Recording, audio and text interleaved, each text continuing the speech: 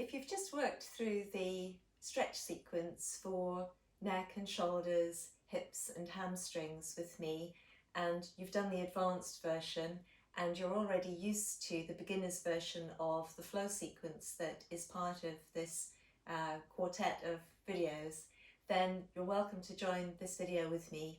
If you're an experienced yoga practitioner and used to a flow practice, again, this may be a video that you're easily able to follow.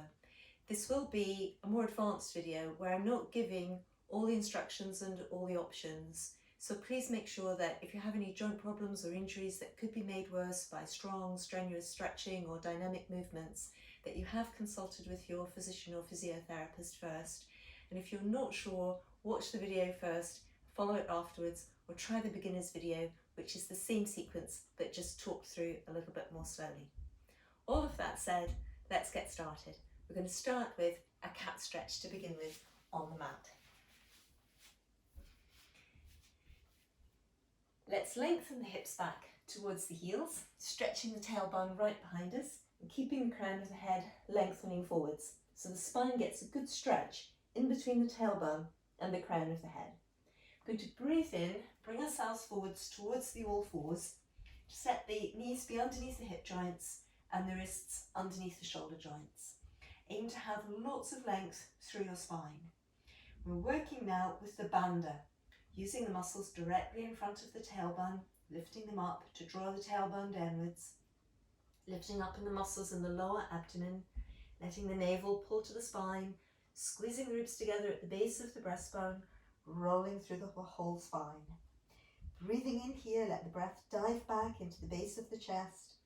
Once again, as you're ready, on an exhalation, lengthening out from the tailbone towards the crown of the head, keeping the bandha lifted, and to breathe in, to reach forwards and upwards through the upper spine, upward facing cat. Let's reverse the action, lift at the tailbone, lower abdomen drawing up and back, navel pulls to the spine, rolling all the way through, breathing in here, breath diving back, and then again, exhalation to open the length through the spine, from the tailbone to the crown, breathing in to lengthen forwards and upwards, all the way through. Let's flow that twice more. So that powerful lift in the muscles directly in front of the tailbone, drawing it down. Deep lift in the lower abdomen, flowing the spine, exhalation. Breathing in the downward facing cat. And once again, as you're ready, long line through the spine, tailbone to crown. Keep the midsection strong and the small of the back lifted, opening forwards and upwards through the spine and the rib cage, on into the neck. Last round of the breath here, deep lift in at the tailbone, lower abdomen, navel, sides of the waist moving and up. Squeeze the ribs in at the base of the breastbone, an inhalation. Once again, flowing the spine, opposite direction, moving forwards and upwards. Exhalation, we're going to stretch the hips back and towards the heels, really reaching back. Inhalation, drawing forwards again towards the all fours. Exhalation, lengthening back, stretching the spine, extending the exhalation. Inhalation, drawing forwards, keeping the midsection strong. Exhalation, we're going to reach back again, opening the shoulder joints, lengthening the muscles around the rib cage. Breathing in to come forwards once more. Exhalation to send the hips back again and towards the heels. And this next time we're going to breathe in, coming forwards and preparing now to lift into downward facing dog, Adho Mukha Svanasana. Toes tucking under, hands spreading and opening, all the joints of the hands down, index and thumbs engaging with the mat. Exhalation to press back. Lengthen back from the fingertips through the outsides of the arms, through the outsides of the ribcage, waist sitting bones. Navel pulls to the spine, lower abdomen lifted. Once you've got the hips nice and high and lengthened up and back, just let your heels sink downwards away from the sitting bones. Breathing here. Nice, slow, deep breaths. Again, allowing your breath to dive into the base of the back of the ribcage. With the exhalations, feeling the lower abdomen engage, navel pull to the spine, feeling that the ribs and the pelvis are aligning along the line of the spine. So we're going to take one more round of the breath here. And as you're ready, on an inhalation, just going to step the right leg through to between the hands. So breathing in, stepping forward. Reach and stretch towards the back knee, and then opening the hip joint here 3 times. So as we breathe in, we let the hips lift up to the height of the shoulders, using lots of deep abdominal strength beneath the pelvis to help raise the weight of the hips. And then once again, exhalation, knee comes to the floor. Breathing in to use the abdominal strength, mainly to help lift the hips up, stretching back into that left heel, opening the front of the left hip joint. Exhalation to come down. Breathing in again, letting the spine really open and lengthen, crown, tailbone, left heel, and once again, exhalation, bringing that left knee down. Should have the knee so that you're resting on the thigh just above the kneecap.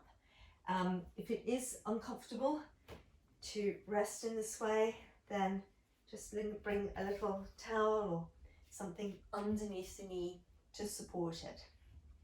That can help. So we're going to breathe out to roll up through the spine. And from here again, if you're strong enough, lifting the back knee away. So again, the lift really comes from the abdomen. Powerful lift in the lower abdomen, navel pulls to the spine, pressing the back heel away. And that press and stretch into the back leg is partly where your stretch comes from. Back of the waist working, lower back working, back of the ribs working. So also we can be here with the back knee down. Just thinking about which one feels better for you. 3 breaths in. Last breath to go. And then as you're ready, exhalation to release the arms forwards and downwards, stepping right back into downward facing dog. So as we move back to get the length through the spine again, we might need to bend the knees so the thighs and the abdomen come together. And from the fingertips, lengthening right back through the outsides of the arms, sides of the body, waist, sitting bones, deep lift in the lower abdomen, heels sinking away. 3 breaths here. Once again, can really let the breath dive into the back of the chest, keeping the navel pulling to the spine on the exhalations, lower abdomen lifted. Knees can always be bent. Most important here to keep the form through the spine. Now as you're ready, an inhalation to bring the left leg through to between the hands. Powerful lift in the abdominal muscles. Trying to keep your hips moving backwards for as long as possible. Breathing in, leg comes forward. And get a long reach and stretch into that right heel. Just bringing the knee down. Keeping the legs really in line with the hip joints there. So once again, as we're ready, breathing in, using the abdominal muscles to help lift us up here. Keep drawing that left hip back, right hip forward, squaring up. Exhalation to come down. Breathing into, again, lift with the abdominal muscles, coming up here as well. If it feels better, just supporting that back knee with something. Last lift, breathing in, lengthening towards the back heel, let the tailbone lengthen towards the heel as well. Once again, knee coming down. Front foot really open, center of the heel, ball of the foot, pad of the little toe down as evenly as you can. Wrapping the thigh muscles around from the back of the thigh towards your knee. Out breath, rolling up through the spine. And again here, if it suits you, just hovering up. So that lift coming, as much from the core muscles as from the back leg.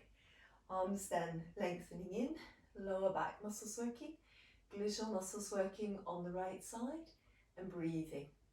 So if it feels better, back knee coming down towards the floor. 2 breaths to go here.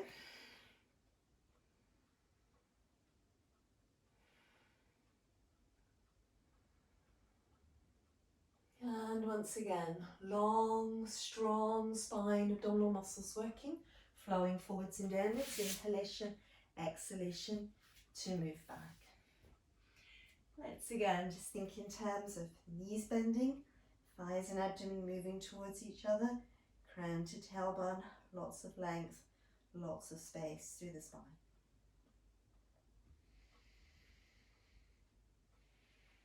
So we're breathing through again, a last slow full round of the breath here. Adho Mukha Svanasana, downward dog. And once again, as you're ready, with an inhalation, going to bring the right foot through to between the hands. Abdominal muscles really strong. Striding in. Long line, crown, sacrum, tailbone, inside hip, inside knee heel. Bringing that back heel down. Exhalation to roll up through the spine. And then, as you're ready, I'm going to breathe in, let the arms lift up in line with the shoulder joints, using the waist strength, coming into a twist. From there, lengthening up through the right waist, letting the right arm rest to the right thigh, or if the spine can stay really long here, right fingertips coming to the instep of the right leg. Once again, if you feel ready, if you feel strong enough, main lift coming from the trunk muscles, pressing and lengthening into that back leg, keeping the ribs and the pelvis aligning along the line of the spine. Breathing here, Parasvakonasana. And once again, as you're ready, just releasing that left arm down and around. Exhalation to move back and up. Knees can always bend to align the spine again.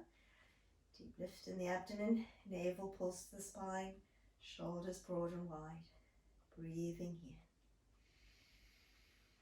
Just allowing the body to organize itself in such a way as the spine is able to really lengthen, to really release the effects of the last practice. And once again, as you're ready, an inhalation, left leg is going to stride through to between the hands. Stretching into the back leg, spine opens forwards, crown, sacrum, tailbone, inside hip, inside knee, heel, back leg comes down. Center of the heel, ball of the foot, pad of the little toe in the front foot, nice and strong. Wrapping the thigh muscles around from underneath. Exhalation to roll up through the spine. Inhalation to raise the arms, and with the exhalation, using the strength in the back of your waist, back of your ribs, twisting. As we're here, going to breathe in, lengthen up through the left waist, and bring the left arm onto the left thigh. Right arm lifts up and back and behind you. If you feel strong enough, not just flexible enough, but strong enough, bringing that left hand to the instep of the left leg. And here again, if it works for you, breathing in, breathing out to lift up into that longer, stronger position. Breathing here, Parasvakonasana. Good. Once again, as you're ready, exhalation to release forwards and downwards. Breathing in, breathing out, moving back and up. So, thighs and abdomen can come together again. Long line from the fingertips, right the way through the sides of the body, waist, sitting bones. Powerful lift in the abdominal muscles as you let the heels sink downwards.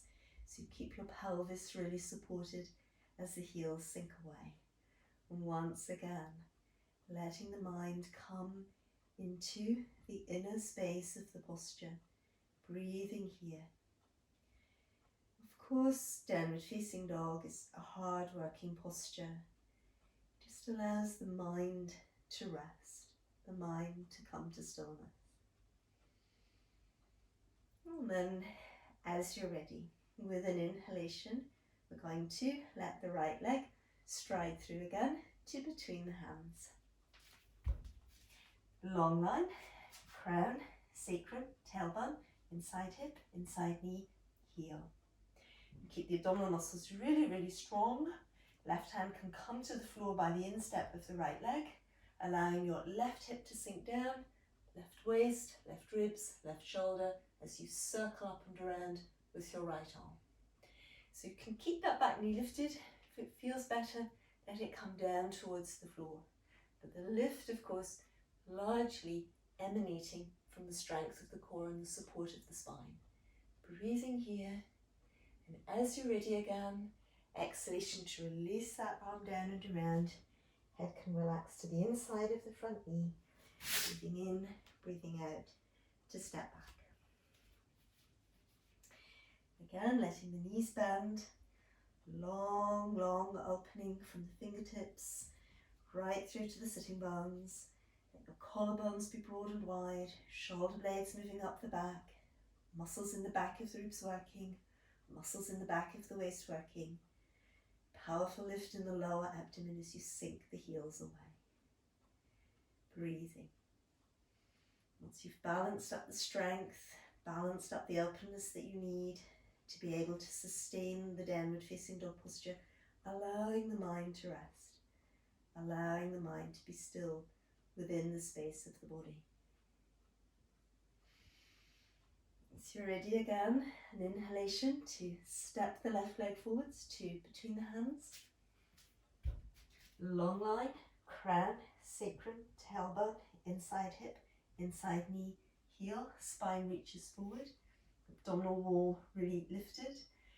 Right hand comes to the instep of the left leg, and then the right hip sinks down, right ribs, right shoulder as you circle up and around with your left arm. Wonderful long line, fingertips to fingertips across the upper body, opening the heart center and looking towards the sky. Back knee can always rest to the mat if that feels better. Last breath here, and as you're ready again, exhalation to gently untwist, releasing. Head can come to the inside of that front knee and stepping right back. Let the knees bend again, feel the ribs in the spine, engaging towards each other. Breastbone and spine move towards each other, lower abdomen lifted, length through the spine, keeping the ribs and the pelvis aligned. Breathing here, and again, once you've got that dynamic of strength and openness in place, letting the mind rest within the posture. Just breathing through, last round of the breath here, and gently, as you're ready, I'm going to let the knees bend and relax the hips back and towards the heels, child's pose. Just allowing the body a few moments here to absorb the effects of the practice, to feel the energy circulating through the body that lingers behind the yoga asana. It feels at all as if this weight going into the neck, support the head with something underneath the forehead in the child's pose.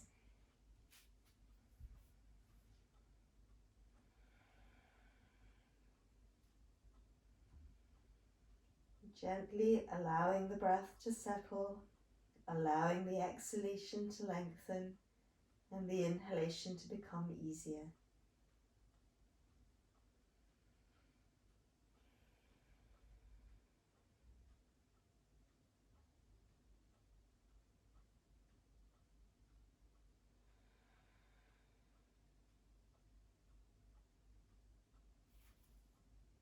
Now as you're ready, let's bring the arms forwards. We're going to let the body either dive through between the arms, coming into Bhujangasana Cobra, or you can walk forwards on the forearms. I'm just going to dive through. On the dive through, you need as much strength in your abdominal muscles as you do in the downward facing dog. And the idea should be really that your spine is very open and long as you meet the mat, and you keep it supported as you flow up and forwards, or as you flow forwards and upwards through your spine into the Bhujangasana. So I'll do it once, I'll do it twice, but I'll do it the first time and I'll do it again, just so that you've got a chance to follow easily. So it's going to be like this.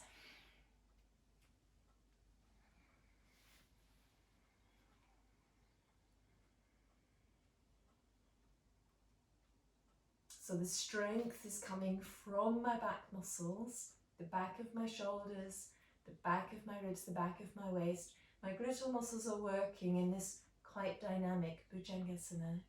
I keep my navel pulling to the spine so my breath can really work in my chest. And the breath helps me to open more. But at a certain point, I can't sustain it from the back muscles anymore, but I need to keep my back long, supporting my hips up and forwards as well. So I'll work it through again, once more with you, in that way. So the strength is not just in the arms, right from the start of the movement. It's in the abdomen, it's in the back of the waist, the back of the ribs and the back of the shoulders.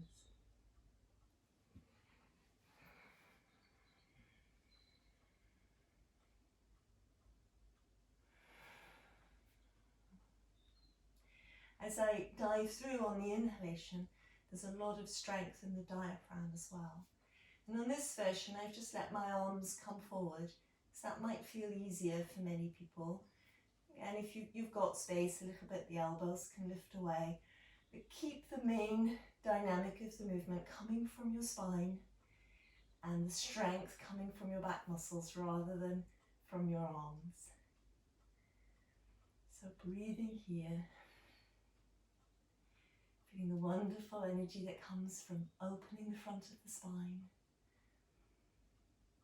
Really centering the energy of the posture in the breath to the chest.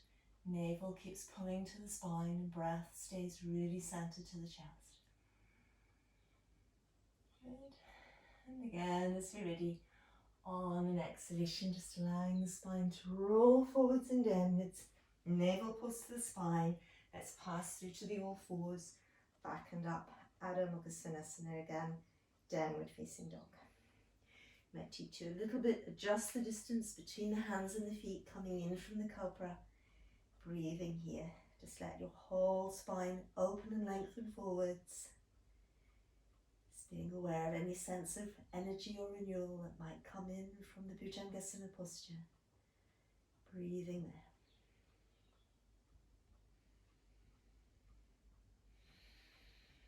And then again, as you're ready, with an exhalation, we're going to let the knees come through to the mat. You can either relax again in the child, or if you feel like it, just working into that hip opening practice of the Mandukasana, the frog.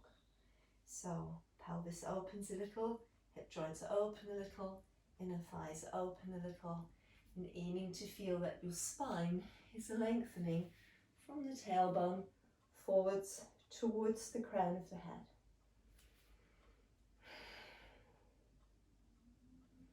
Again here, if it feels a little too low in the frog, or there doesn't seem to be room for the neck or perhaps for the nose, then just pop a block in, can come in underneath the base of the rib cage there if that feels comfortable. And then there is room for the head and there is room for the nose, and it works a little bit better sometimes. Spending a few moments in the restorative practice of the frog, the Mandukasana.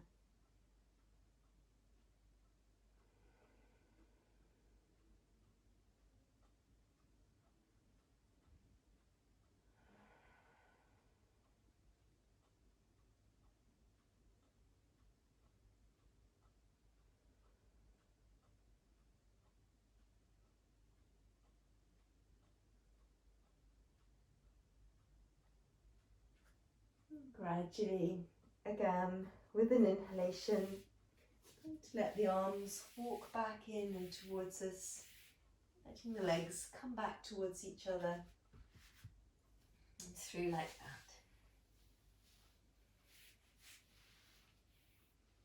And let's think about a practice in Dandasana.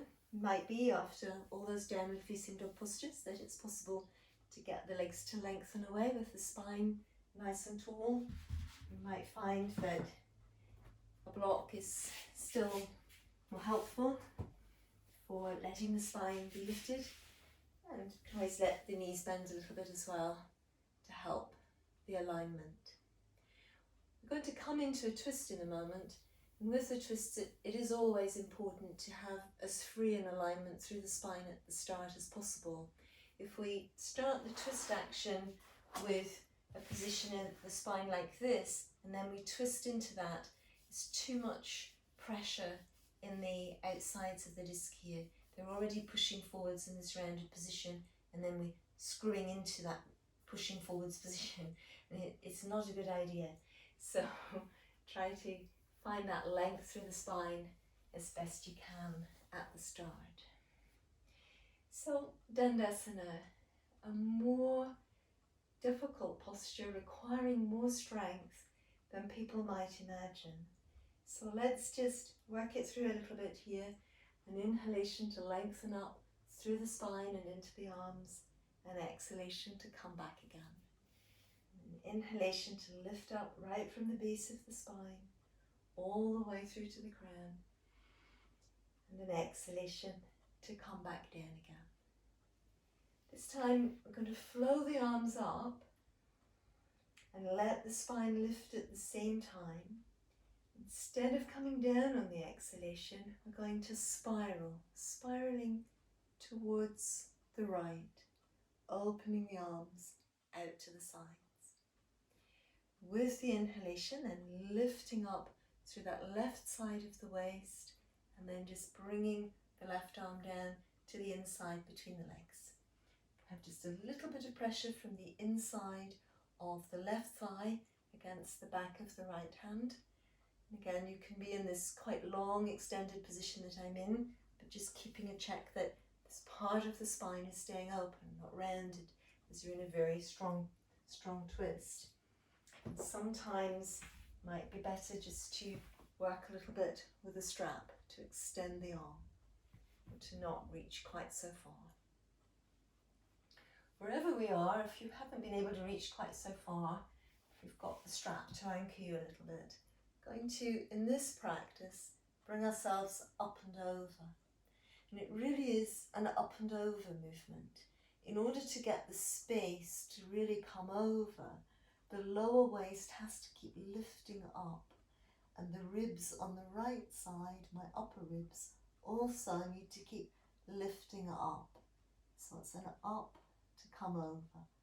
If I just simply went down, my spine wouldn't have enough space to arrive in this position. From here, let's release it back up again, bringing it up. And then if you worked through the first video with me, from that twist, we release forwards and along the line of the legs, just allowing the spine to really open center between the bones of the legs. And in such a position as this again, the most useful is where the shoulder blades are positioned wide in the back of the ribcage and the shoulders are moving down and away from the ears, and there's lots of lift in the lower abdomen, navel pulling to the spine. And again, we don't need to go as low as that. We can, but we don't need to. Upper back position, still the same. Broad shoulders dropping away. And then as you're ready, on an inhalation, rolling back up through the spine. Dandasana. Inhalation to let the whole spine grow. Exhalation to keep the spine lifting and growing even though the breath is leaving and the arms coming down. Once again, inhalation.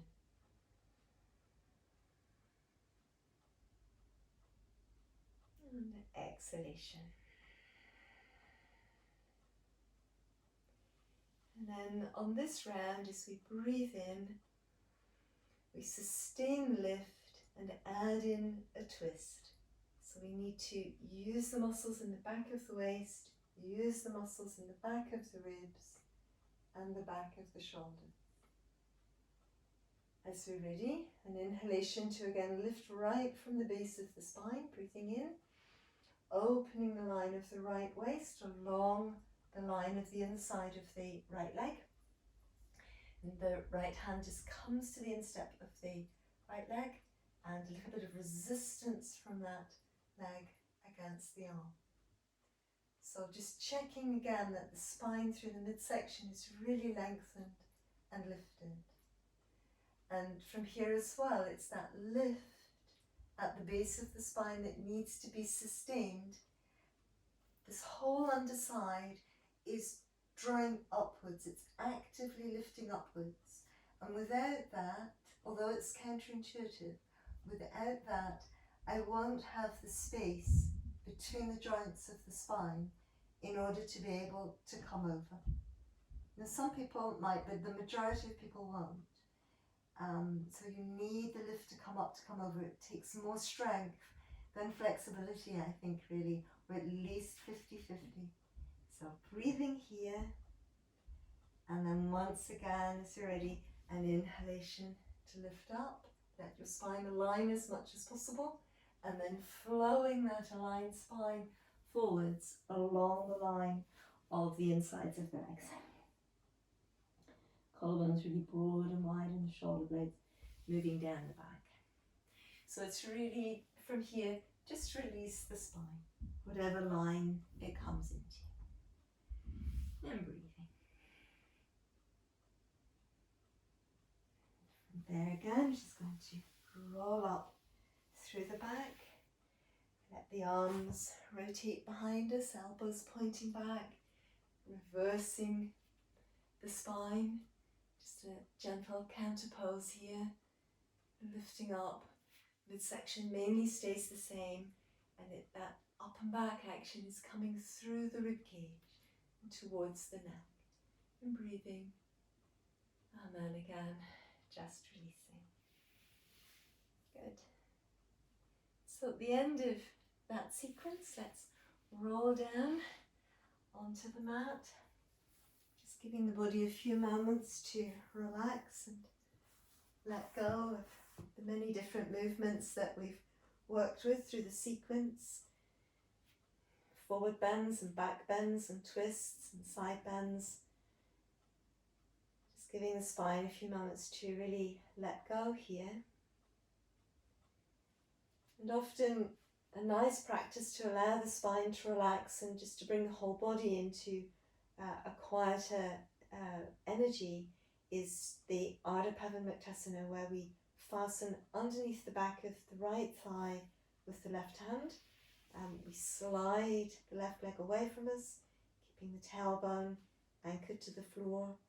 Just breathing in and letting the right arm move up and back, and spending a few moments here just breathing. Allowing the spine to relax into the mat. Just being aware of the quality of the energy of the breath in this position.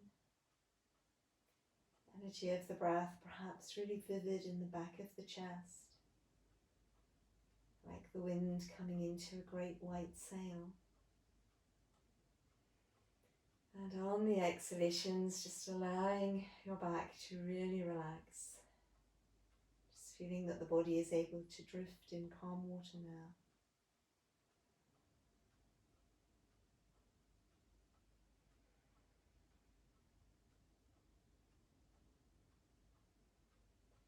Coming through on the next exhalation, relaxing the right arm back to the side, and let the sole of the right foot come to the mat, drawing up through the left leg. Bringing the left leg in and towards the abdomen, fastening underneath the back of the left leg with the right hand. Letting the right leg slide away from us, following the line of the inside of the spine through the inside of the leg.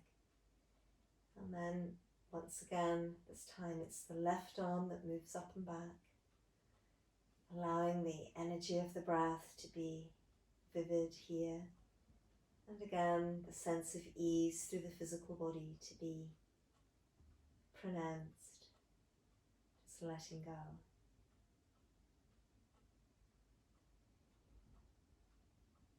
Here at the end of the practice, the combination of the strong dynamic flow with this much softer, although dynamic in terms of the prana, the life energy within it, posture, that combination often just allows the mind to rest, allows it just to rest in the energy that lingers behind the practice.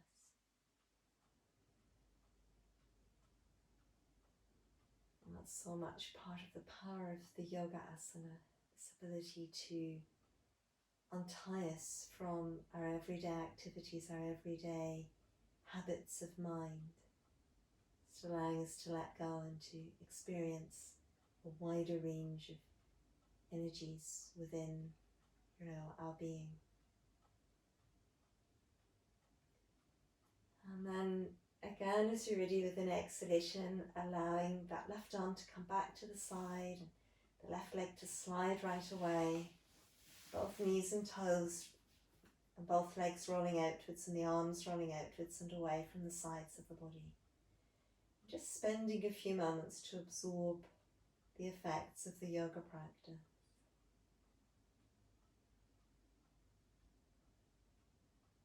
Observing the energy levels circulating through the body at present. The quality of the energy circulating through the body at present.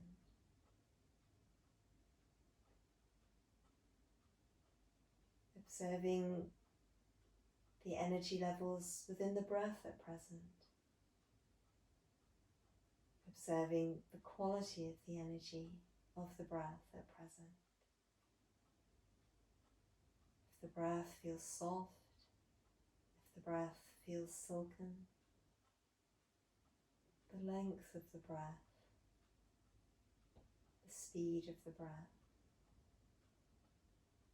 any ease that there may be to the breath.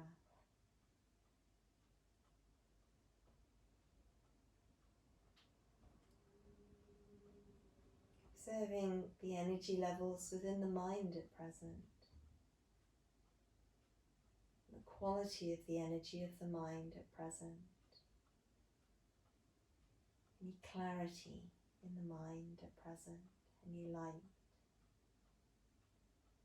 the ability of the mind to connect directly with the body,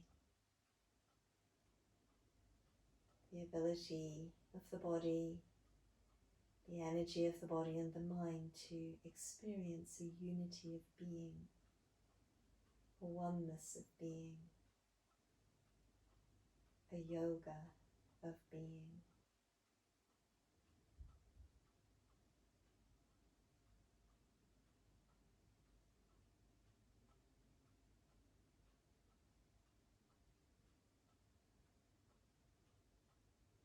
Spending a moment to acknowledge and to own any peace that there may be at present,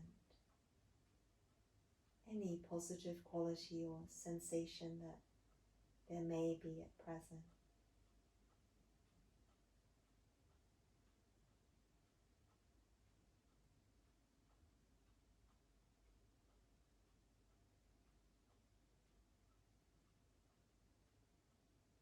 Again, gently and gradually beginning to wake the body up, bringing some movement back into the toes and the feet and back into the fingers and the hands.